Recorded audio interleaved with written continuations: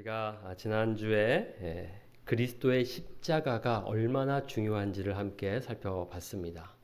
사순절을 맞이해서 우리가 이제 매주 그리스도의 십자가를 함께 묵상하려고 합니다.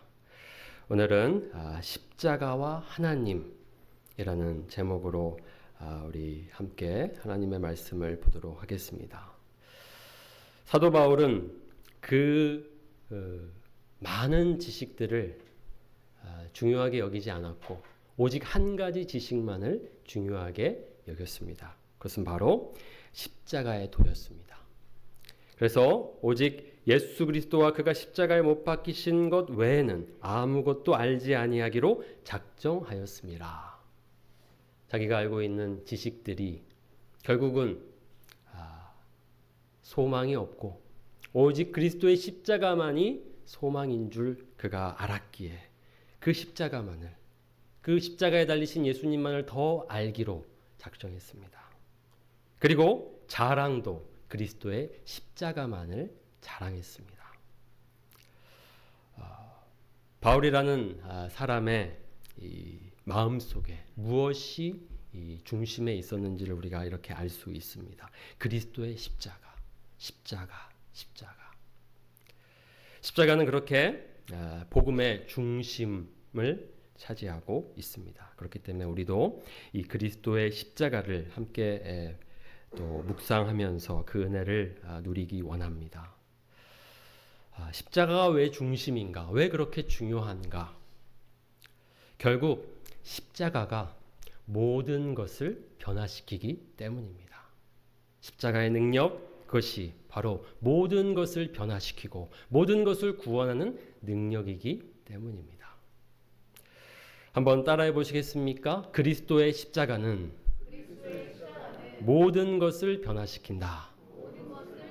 다시 한번. 그리스도의 십자가는 모든 것을 변화시킨다. 아멘. 이것을 우리의 마음에 깊이 새기면 좋겠습니다. 십자가는 모든 것을 변화시킵니다. 그렇기 때문에 바로 바울에게도 그것이 중심에 있었고 또 복음의 중심에 있습니다. 그리스도의 십자가, 그 의미들을 우리가 함께 살펴볼 텐데요. 오직 유일한 답이 십자가인 것을 우리가 확인할 수 있습니다. 그리고 이 십자가는 단지 우리를 구원하는 능력, 그저 우리 한 사람의 구원을 위해서만 역사하는 능력이 아니라 성경은요, 십자가는 온 만물을 구원하는, 온 만물을 변화시키는 능력이 있다라고 말하고 있습니다. 십자가의 능력을 그냥 우리 자신에게만 적용하는 것은 매우 좁게 십자가를 이해하는 것입니다. 십자가는요, 땅에 있는 것들이나 하늘에 있는 것들을 구원하는, 그것을 통일시키는 능력을 가지고 있습니다. 그렇기 때문에 우리가 방금 말한 것처럼 그리스도의 십자가는 단지 우리만을 구원하는 능력, 거기서 머무는 것이 아니고 모든 것을 변화시키는 능력이다. 어떻게 그것이 그렇게 능력인지를 이제 앞으로 우리가 살펴볼 것입니다. 골로새서 1장 19절에서 20절 말씀입니다. 아버지께서는 모든 충만으로 예수 안에 거하게 하시고 그의 십자가의 피로 화평을 이루사 만물 곧 땅에 있는 것들이나 하늘에 있는 것들이 그로 말미암아 자기와 화목하게 되기를 기뻐하심이라. 십자가의 능력은요, 우리 한 사람 한 사람을 변화시킬 뿐 아니라 땅에 있는 것들, 만물을 변화시키는 능력을 가지고 있습니다. 그리고 또 이러한 맥락에서 에베소서 말씀입니다. 하늘에 있는 것이나 땅에 있는 것이 다 그리스도 안에서 통일되게 하려 하심이라. 십자가에 달려 죽으신 그리스도께서 온 만물을 하나 되게 하십니다. 놀라운 능력입니다. 그래서 예수님께서 십자가에 달리셨을 때에, 그리고 이제 마지막 숨을 거두시기 전에 하신 말씀, 다 이루었다 라는 말씀이 바로 이 일을 이루었다는 뜻입니다. 십자가로, 내가 죽음으로 모든 만물을 변화시키게 되었다.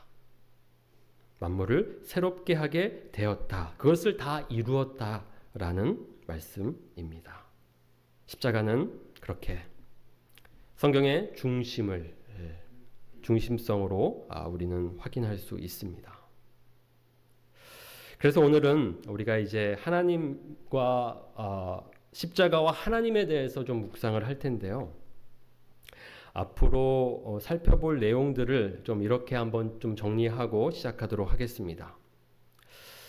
왜 십자가가 모든 것을 변화시키냐면 그것이 단지 우리 한 사람만을 구원하는 것이 아니고 또 다른 것들까지 변화시키기 때문인데요. 어떤 것들을 변화시키냐면요. 이것을 이해하려면 우리가 창조와 그리고 타락을 이해해야 합니다. 그리고 그 창조와 타락 속에 해결책으로서의 십자가를 이해해야만 방금 이야기했던 이 모든 것을 변화시키는 능력으로서의 십자가를 이해할 수 있습니다. 우리가 태초의 상태를 성경에서 보면요. 이렇게 확인할 수 있습니다. 하나님이 계시고요. 하나님께서 세상을 창조하셨습니다. 그 가운데 마지막에 인간을 창조하셨죠. 그래서 모든 것을 다 창조하신 후에는 좋았더라. 그리고 마지막에는 심히 좋았더라. 그렇게 말씀하셨습니다. 하나님, 인간, 그리고 이 세상이 있습니다. 그리고 인간과 인간 사이에 이웃이 있습니다. 그러니까 태초의 상태는 이렇게 올바른 관계를 맺고 평안을 누릴 수 있었습니다. 그것을 히브리 말로 샬롬이라고 이야기합니다. 태초의 상태는 바로 샬롬의 상태였습니다.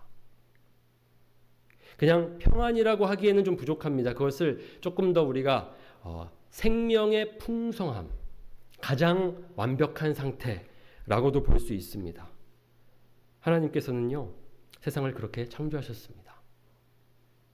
그런데 왜 우리에게 십자가가 필요하게 되었습니까? 왜 예수님이 이 땅에 오셨습니까? 이 상태를 잃어버렸기 때문입니다. 결국 이 모든 올바른 관계가 깨어졌기 때문에 결국 예수님께서 오셨고 예수님께서 십자가에 달리셨습니다. 이렇게 이 전제를 우리가 이해해야만 십자가가 답이라는 것을, 십자가가 유일한 소망이라는 것을 알 수 있습니다. 왜? 하나님과 인간 사이가, 또 인간 안에 또 나와 나 사이가, 그 관계가 깨어지고, 또 인간과 또 이웃 사이에 다른 사람들과의 사이도 깨어지게 되고, 또 세상과의 관계도 깨어지게 되었냐면 무슨 일이 있었기에 모두 깨어졌습니까? 인간이 타락했기 때문입니다. 죄가 세상에 들어왔기 때문입니다. 이것이 바로 성경의 큰 이야기입니다. 하나님이 이렇게 샬롬의 상태로 세상을 창조하셨는데 그 샬롬을 잃어버렸습니다. 왜요? 죄 때문입니다. 타락으로 말미암아 하나님과 인간 사이가 깨어졌고, 나와 나 사이가 깨어졌고, 또 나와 남 사이가 깨어졌고, 나와 세상 사이가 깨어졌습니다. 지금 현재 그런 상태입니다.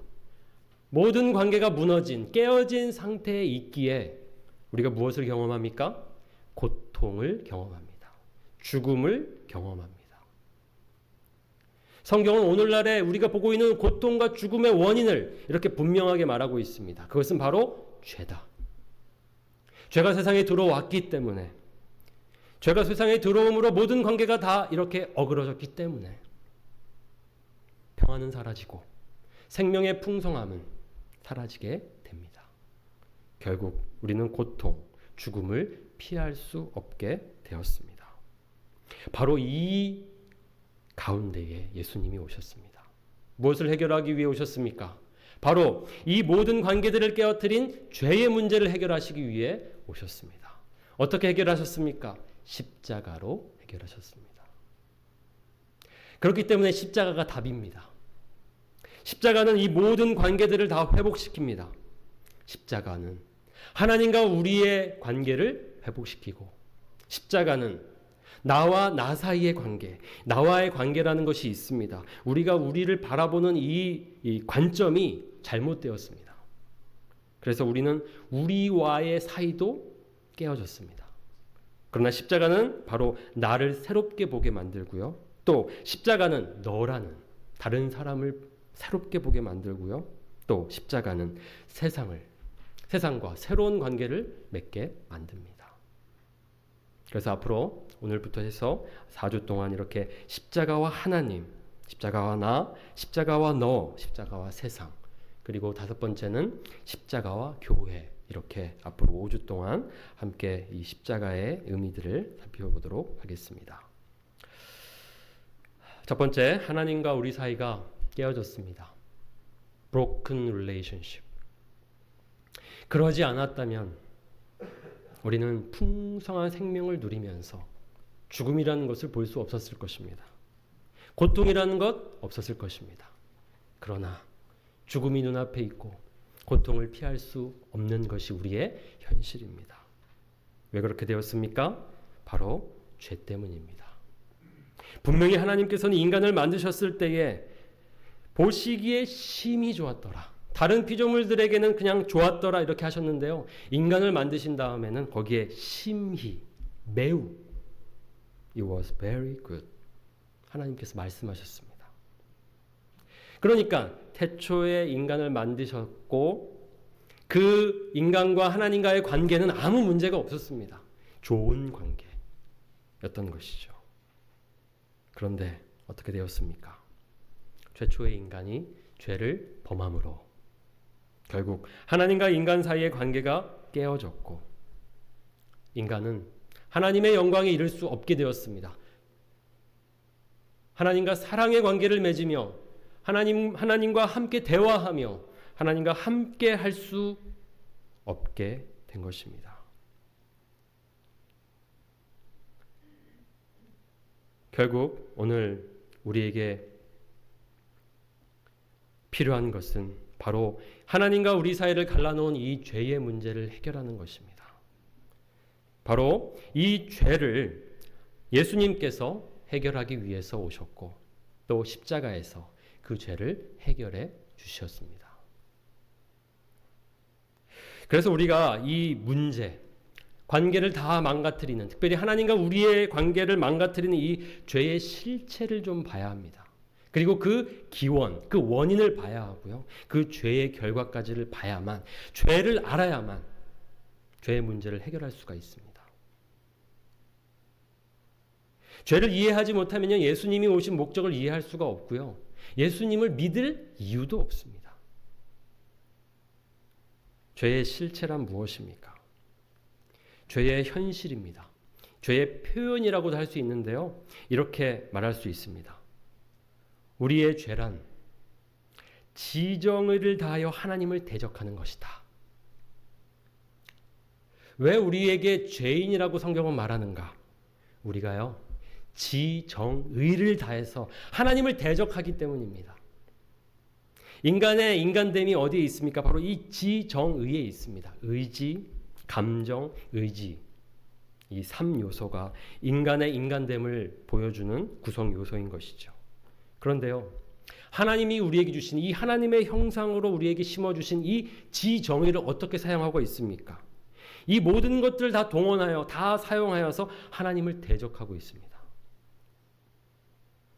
어떻게 하나님을 대적합니까? 생각은 이미 하나님과 원수가 되었습니다. 하나님의 뜻을 거스리는 것이 인간입니다. 우리의 감정은요, 하나님을 마음에 두기를 싫어합니다. 이것이 우리의 본성입니다. 그러니까 생각도 하나님과 원수요, 우리의 감정도 하나님을 싫어하니까 우리의 의지는 어떻게 사용됩니까? 죄를 범하는 일에 사용하게 됩니다. 죄의 심각함이 바로 여기에 담겨져 있습니다. 우리는요, 그냥 하나님 앞에 있는 것이 아니고요, 적극적으로 지정의를 다하여서 하나님을 대적하고 있습니다. 성경은 그렇게 우리의 실체를 밝혀주고 있습니다. 그것이 우리의 죄다. 우리가 소극적으로 그냥 하나님을 믿지 않는다, 이것만으로 우리가 뭐 그렇게 큰 죄인가 라고 할 수 있지만 사실은요, 그 하나님을 무시한다는 것, 인정하지 않는다는 것이 이 모든 것을 다 포함합니다. 인격과 인격 사이에 무시라는 것이 무엇을 의미합니까? 그 사람의 존재를 인정하지 않는 것입니다. 그런 것은요, 그냥 인정하지 않는 것으로 끝나는 것이 아니고 그를 모독하는 것이고 그를 수치스럽게 만드는 것입니다. 우리가 하나님을 믿지 않는다는 말 속에는 하나님을 인정하지 않는다는 말이 들어가 있는 것입니다.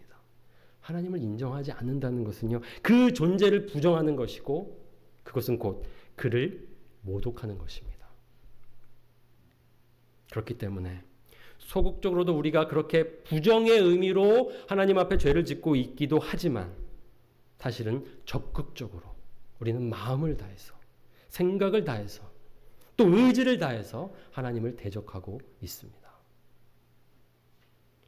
결국 이 죄의 이 문제가 하나님과 우리 사이를 깨트리게 되었고 우리 안에는 하나님의 영광에 이를 수 없는 평안 없는 상태에 이르게 되었습니다. 왜 우리는 이렇게 하나님을 대적하게 되었을까요? 왜 이렇게 반감을 가지고 있고 왜 이렇게 적의를 가지고 하나님 앞에서 범죄하고 있을까요? 최초의 인간의 모습을 보면요, 그 원인을 알 수 있습니다. 이것이 바로 죄의 원인이라는 것을 알 수 있습니다. 왜 최초의 인간이 범죄했습니까? 뱀으로 나타난 사단이 그에게 했던 말 중에 바로 이 말이 문제가 되었던 것입니다. 이 하나님께서 먹지 말라는 열매를 먹게 되면 어떻게 된다고 얘기했냐면 하나님과 같이 될 것이다 얘기했습니다. 하나님과 우리 사이에는 하나님께 의존하고 하나님 안에서 살아야 하는 원리가 들어가 있습니다. 하나님 안에 우리가 존재하지 하나님과 같은 자리에 우리가 서 있지 않습니다. 그런데요, 인간은 그 하나님 안에 사는 것도 싫었던 것이죠. 그러니까 하나님과 같은 자리에 서고 싶었던 것입니다. 결국 하나님을 부정하고 하나님의 자리에 내가 서고 싶었기 때문에 하나님과 같이 되고 싶었기 때문에 결국 그 먹지 말라 한 그 열매를 먹게 된 것입니다. 그 마음의 중심을 확인하시기 바랍니다. 그것은 바로 내가 주인이 되었다는 뜻입니다. 죄라는 것은요, 그래서 영어로 sin, 그 가운데 단어가 이 알파벳이 무엇이죠? I-centeredness. 이것이 죄입니다.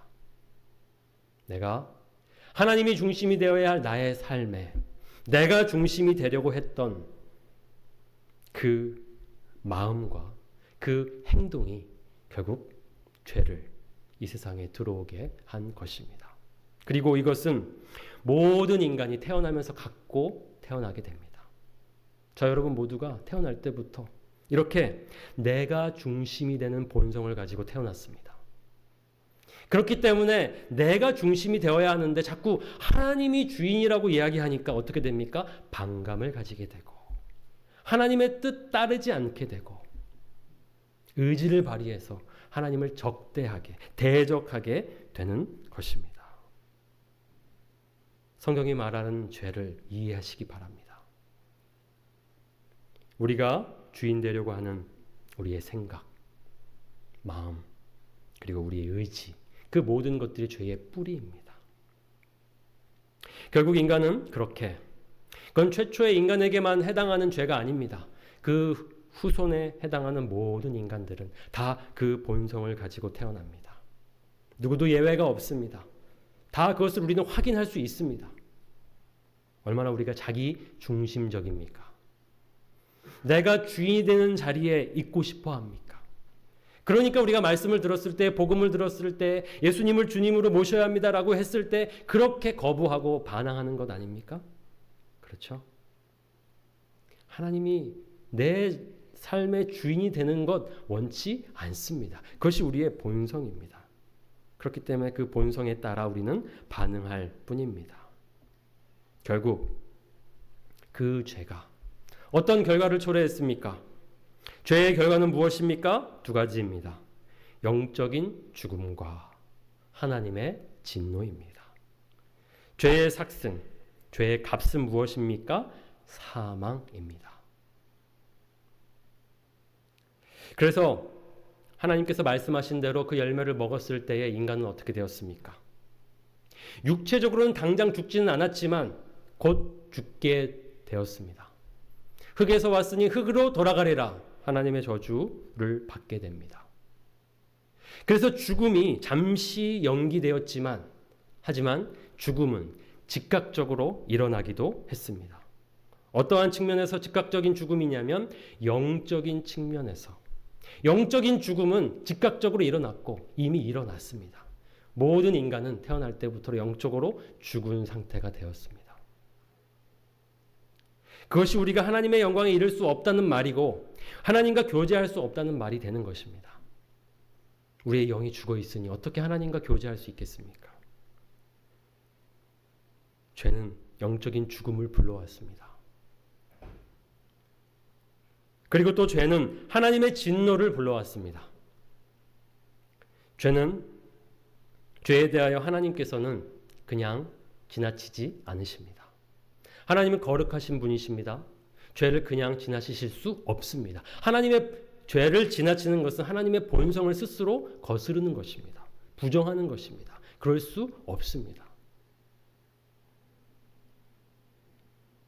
하나님의 진노가 하나님이 스스로 시작하신 것이 아니고 우리의 죄에 대한 하나님의 자연스러운 반응이었던 것입니다.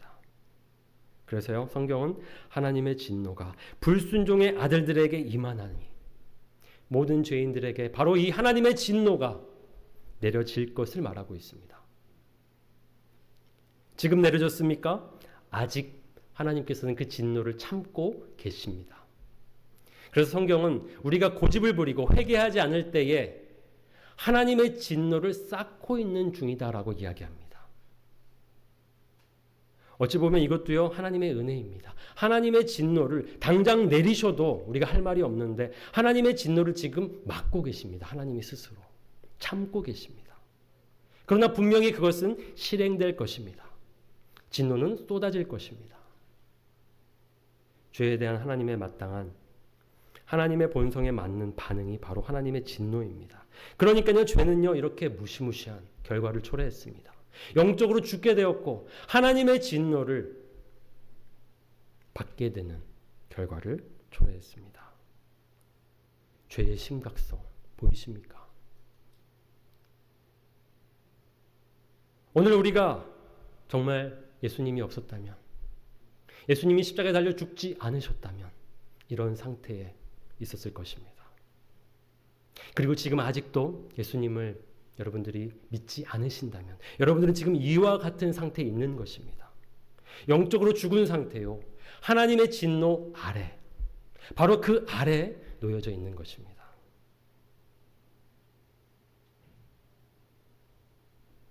이 죄의 심각성 앞에 예수님께서 우리에게 오셨습니다. 그래서 예수님께서 오셨을 때 우리의 상태를 오늘 말씀 보면요, 10절에 이렇게 되어 있습니다. 우리가 원수 되었을 때에. 왜 성경이 우리 보고 예수님이 오시기 전, 예수님을 믿기 전을 하나님과 원수된 상태라고 이야기하는지 이해하시겠습니까? 하나님을 지정의를 다해서 생각과 감정과 의지를 다해서 대적하고 있는 원수이기 때문에 우리의 딱 그 모습이 하나님의 원수라는 이름에 딱 걸맞습니다. 예수님은 바로 우리가 그런 하나님의 원수였을 때 오셨다는 것입니다. 우리는 하나님과 원수가 되었습니다. 그렇기 때문에 우리에게 남은 것은 하나님과 원수된 상태에서 그 결과로서 죽음 그리고 하나님의 진노가 있을 뿐이라고 얘기했습니다. 그러니까 우리에게 느껴지는 것이 무엇입니까? 사망이라는 것은 우리 안에 경험되어지기는 어떻게 경험되어지냐면요, 평안이 없는 것으로 경험되어집니다. 그래서 하나님과 원수일 때 우리에게 있는 것이라곤 평안 없음 뿐입니다. 그리고 하나님의 진노 아래 있다는 것을 우리가 감지하고 있습니다. 그렇기 때문에 늘 두려움을 가지고 있습니다. 하나님과 원수일 때 우리에게 있는 것은 평안 없음과 두려움 뿐입니다.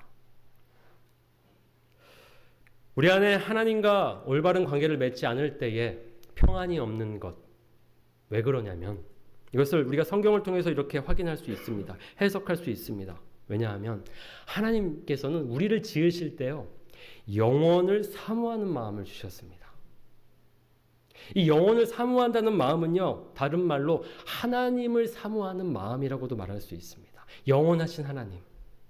그러니까 우리의 마음 안에는 하나님이 계셔야만 fullness of life, 생명의 풍성함을 누릴 수 있게 하나님께서 그렇게 설계하시고 창조하셨습니다.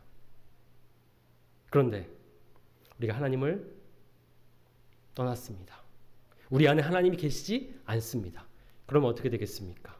empty. 그러니까 늘 우리는 계속 그 영원을 사모하며 갈망하며 목말라하며 평안 없음을 누리게 됩니다. 그러니까 아이러니하게도 우리는요. 하나님을 그렇게 대적하고 싫어하면서 동시에 또 우리의 본성상, 우리의 마음에 생겨진 그 마음의 설계에 따라 하나님을 갈망합니다. 그러니까 채워지지 않으니까 평안이 없는 것이죠. 만족이 없습니다. 아무리 그 자리를 다른 것으로 채운들 채워지지가 않습니다. 우리는 하나님과 원수일 때 이렇게 평안 없음, 두려움을 느낍니다. 우리가 예수님을 믿지 않고 십자가에 달려 죽으신 그 예수님을 보지 못할 때에 결국 우리는 이 평안 없음, 두려움을 느낍니다. 그러니까 예수님으로만 이것을 해결할 수 있는데 예수님이 아닌 것으로 해결하려고 하니까 어떻게 됩니까? 온갖 다른 방법들을 끌어다가 우리의 평안을 좀 해결해 보려고, 우리의 두려움을 해결해 보려고 발버둥을 칩니다. 그런데요, 해결이 되지 않습니다. 이 세상에는 그런 답은 없습니다. 오직 그리스도의 십자가만이 유일한 답입니다. 성 어거스틴, 위대한 교부죠. 우리에게 이 복음을 더 잘 이렇게 이해할 수 있도록 도와준 위대한 교부 성 어거스틴이 한 유명한 말 가운데 하나입니다. 그가 다른 곳에서 자신 안에 있었던 그 갈망함, 자신 안에 있는 두려움을 해결하려고 이것저것 종교를 쫓아서 찾아다니다가 결국 하나님을 만나게 됩니다. 그리고 나서 그가 이제 고백록이라는 책을 쓰면서 이렇게 그 고백록을 시작합니다. 자신이 왜 그동안 평안하지 못했는지, 그리고 왜 지금은 평안하게 되었는지 이 고백을 보면 우리는 이해할 수 있습니다. 당신은 우리 인간의 마음을 움직여 당신을 찬양하고 즐기게 하십니다. 당신은 우리를 당신을 향해서 살도록 창조하셨으므로 우리 마음이 당신 안에서 안식할 때까지는 편안하지 않습니다. 이 고백이 그의 지금까지의 삶을 다 설명해 주는 고백입니다. 왜 내가 평안하지 못했냐면 하나님 안에 있지 않았기 때문이라는 것입니다. 하나님은 그렇게 우리를 지으셨는데 하나님이 지으신 대로 하나님 안에 안식하지 않으니, 하나님을 모시지 않으니 평안할 수가 없는 것입니다. 끊임없이 emptiness, 공허함, 헛되고 헛되고 헛되니 모든 것이 헛되도다. 그러한 결론에 이를 수밖에 없었던 것입니다. 그러나 결국 하나님의 은혜로 그가 하나님께로 돌아왔을 때에 비로소 평안함을 찾게 되었습니다. 하나님과 올바른 관계를 맺게 되면서, 하나님과 교제하게 되면서 하나님이 주시는 그 평안, 하나님이 주시는 은혜를 누리며 비로소 그의 영혼은 안식할 수 있었습니다. 이러한 이해 속에서 십자가를 이해해야 합니다. 십자가는 바로 이러한 심각한 우리의 죄를 해결하는 답이라는 것입니다. 유일한 답입니다. 누가 우리를 이 사망의 몸에서 건져냅니까? 우리가 교육을 많이 받는다고 해서 그 문제를 해결할 수 있습니까? 죽음이라는 문제, 우리의 기술로 해결할 수 있습니까? 발버둥 치고 있습니다. 그러나 결국 못할 것입니다. 결국은 우리는 하나님 아닌 다른 것들로 우리의 갈망함과 우리의 두려움과 우리의 평안 없음을 해결해 보려고 하지만 답은 없습니다. 그리스도의 십자가만이 답입니다. 하나님과 우리가 지금 원수 관계였는데 어떻게 화해하게 되었습니까? 오늘의 말씀으로 이제 우리가 들어갈 수가 있습니다. 오늘의 말씀이 바로 그러한 의미에서 구원을 이렇게 설명하고 있는 것입니다. 9절에서 10절 말씀입니다. 함께 읽도록 하겠습니다. 우리 9절에서 10절 시작. 그러면 이제 우리가 그의 피로 말미암아 의롭다 하심을 받았으니 더욱 그로 말미암아 진노하심에서 구원을 받을 것이니 곧 우리가 원수 되었을 때에 그의 아들의 죽으심으로 말미암아 하나님과 화목하게 되었은즉 화목하게 된 자로서는 더욱 그의 살아나심으로 말미암아 구원을 받을 것이니라. 아멘. 자, 여기 화목이라는 표현을 이렇게 반복해서 사용하고 있죠. 원수였는데 우리가 어떻게 하나님과 화목하게 되었는가? 화목이라는 단어보다는 지금 이제 새 번역 같은 경우에는 화해라고 번역합니다. 화해가 더 좋을 것 같습니다. 우리는 원수였기 때문에 하나님과 불화의 관계였는데 어떻게 화평, 어떻게 우리가 화해하게 되었냐면 우리는 그 일을 해결할 수 없었습니다. 누가 해결해 주셨습니까? 예수님이 그의 죽으심으로 십자가로 하나님과 우리 사이를 해결해 주셨습니다.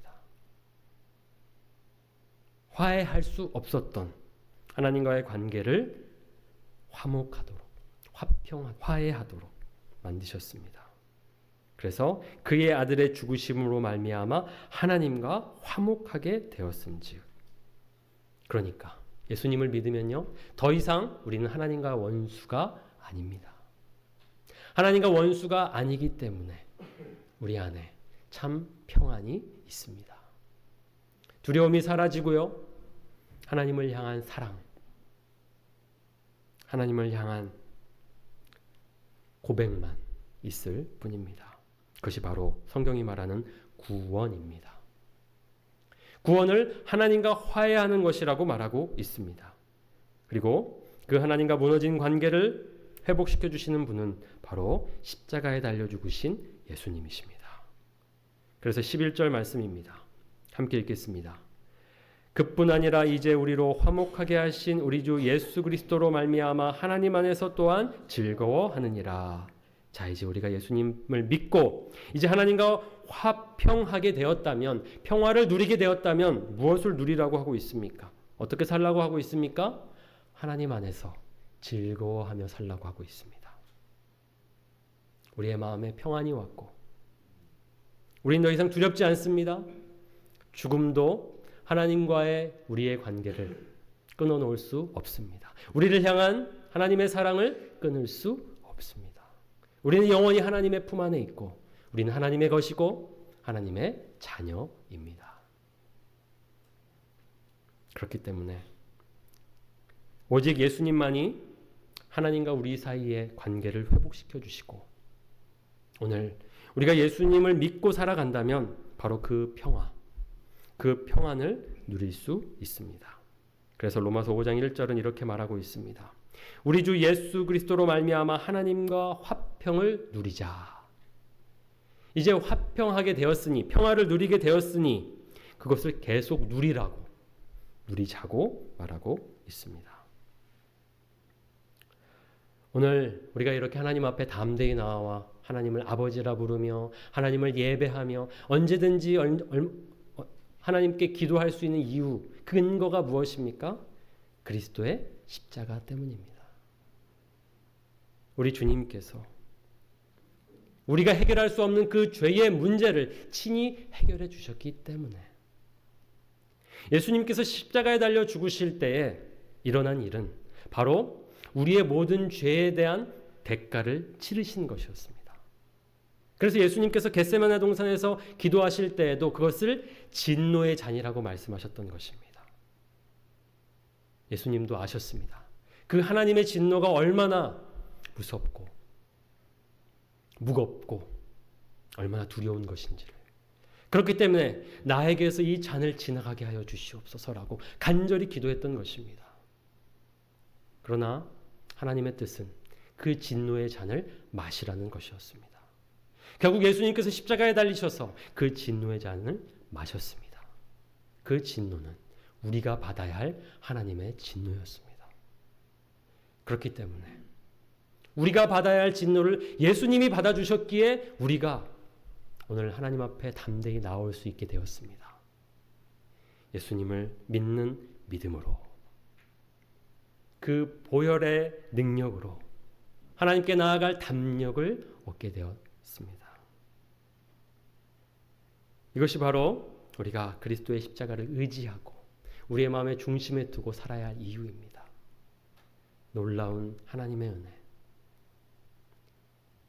기억하시면서 그 은혜를 누리시고, 혹 아직 그 은혜를 누리시지 못하였다면, 예수님을 아직 모시지 않았다면 예수님을 여러분의 삶의 주인으로 모시기 바랍니다.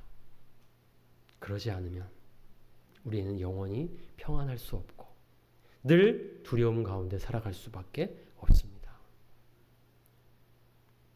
오직 예수님만이 우리를 참 평안으로, 참 생명으로 인도하시는 분이십니다.